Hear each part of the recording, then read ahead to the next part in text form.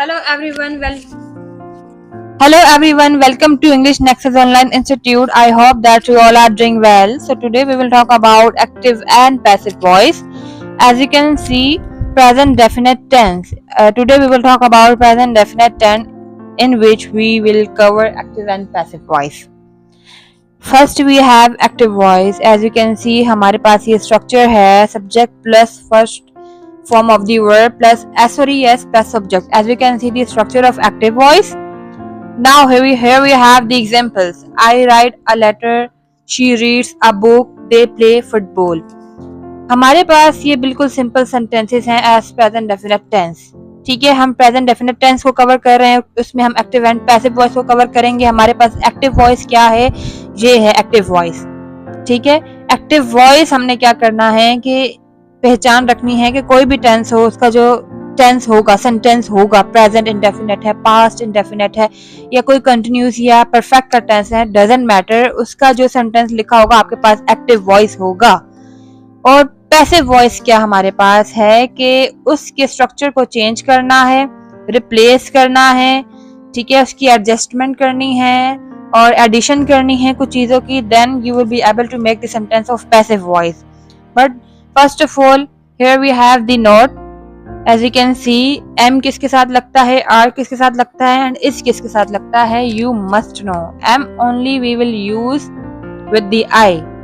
Are हम use करेंगे you we they के साथ, इस यूज करेंगे ही शी इट और एनी सिंगल नेम के साथ. As you can see. और main the most important thing which we will cover and which we must know, here we have he she they I we you. ये किस में change होंगे, ये change होंगे हमारे पास. ही चेंज होगा हिम में, शी चेंज होगा हर में, दे चेंज होगा देम में, आई मी में, वी अस एंड यू में ही रहेगा.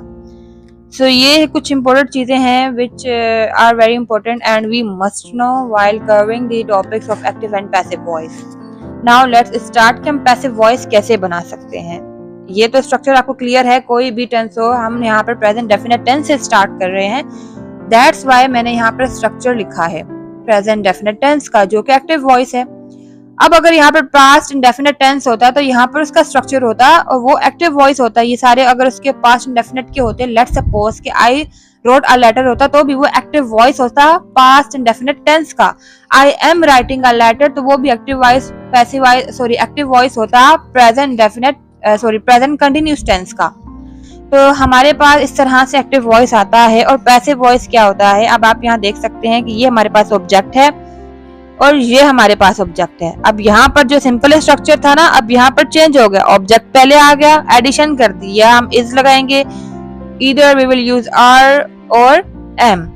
It will depend on the sentence कि वहां पे सेंटेंस कैसा है, नाउन आ रहा है, कौन सा नाउन है, ठीक है, प्लूरल है, सिंगुलर है. सिंगुलर के साथ हम इज लगा देंगे, प्लूरल के साथ हम आर लगा देंगे, और जहां पर आई आएगा तो इस तरह से हम एम लगा देंगे. और यहाँ हमारे पास वर्ब की थर्ड फॉर्म यूज होगी. As you can see, present indefinite tense में हम फर्स्ट फॉर्म यूज कर रहे थे, यहाँ पर हम वर्ब की थर्ड फॉर्म यूज करेंगे. Plus by. By most important thing है जो हमें बताता है कि ये एक्टिव और पैसिव वॉइस की बात हो रही है. Plus subject. अब यहाँ पर सब्जेक्ट स्टार्टिंग में है, यहाँ पर आप लोग देख सकते हैं कि हमारे पास स्ट्रक्चर ही चेंज हो गया है. ऑब्जेक्ट पहले आ गया और सब्जेक्ट लास्ट में चला गया. लेकिन अब सब्जेक्ट यहाँ पर अब कैसे आप लोग देख सकते हैं कि आई राइट अ लेटर आ गया है. अब यहाँ पर हम लोग क्या करेंगे कि जो आई है ना, यहाँ पर एज यू कैन सी वो मी में चेंज हो गया, तो यहाँ पर हमारे पास मी आ जाएगा आई की जगह पर जब हम सब्जेक्ट की बात करेंगे स्टार्टिंग में. अब हमारे पास फर्स्ट सेंटेंस था आई right a letter.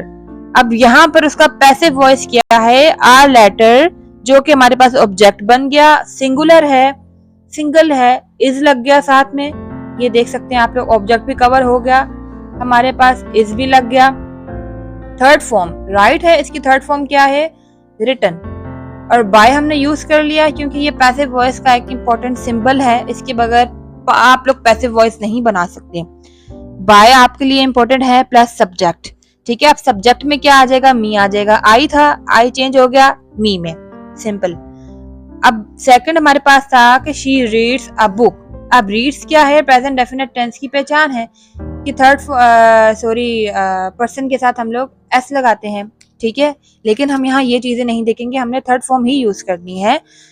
Uh book जो कि हमारे पास ऑब्जेक्ट हो जाएगा, इज लगा दी हमने, सिंगुलर था, ठीक है। वर्ब की थर्ड फॉर्म लग गई रेड, बाय शी जो है हमारे पास वो हर में चेंज हो गया। As it is they play football, अब फुटबॉल ऑब्जेक्ट की तरह आएगा, इज हमने लगा दिया क्योंकि सिंगुलर है ये, प्ले के साथ ईडी लगा दिया, थर्ड फॉर्म बना दी है, बाय लगा दिया जो मोस्ट इंपोर्टेंट है, ऑब्जेक्ट से सब्जेक्ट से पहले लगेगा। यहाँ पर दे नहीं लिखेंगे हम, यहाँ पर देम यूज करेंगे। I hope so कि you are getting the point. So now here we have some two questions as an exercise कि आप लोग के लिए क्लियरेंस हो जाए कि हम यहाँ पर प्लूरल के लिए आर कैसे यूज करेंगे। They buy books. Here as you can see कि यहाँ पर बुक नहीं है, यहाँ पर बुक्स हैं, प्लूरल की बात हो रही है, तो books are bored by them.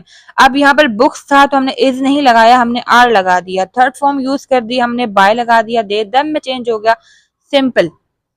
We clean rooms, here as you can see कि हमारे पास ये क्या है, ये हमारे पास है एस, इट मीन्स कि प्लूरल की बात हो रही है, this is not the singular noun like the subject, ठीक है। अब यहाँ पर हमारे पास क्या है, सॉरी ऑब्जेक्ट, ऑब्जेक्ट हमारे पास आ गया स्टार्टिंग में, रूम्स प्लूरल की बात हो रही है, then are clean by us, we हमारे पास अस में चेंज हो जाएगा। This was the topic about active and passive. I hope so that you got the point. If you really like the video then please like, subscribe and share. Thank you.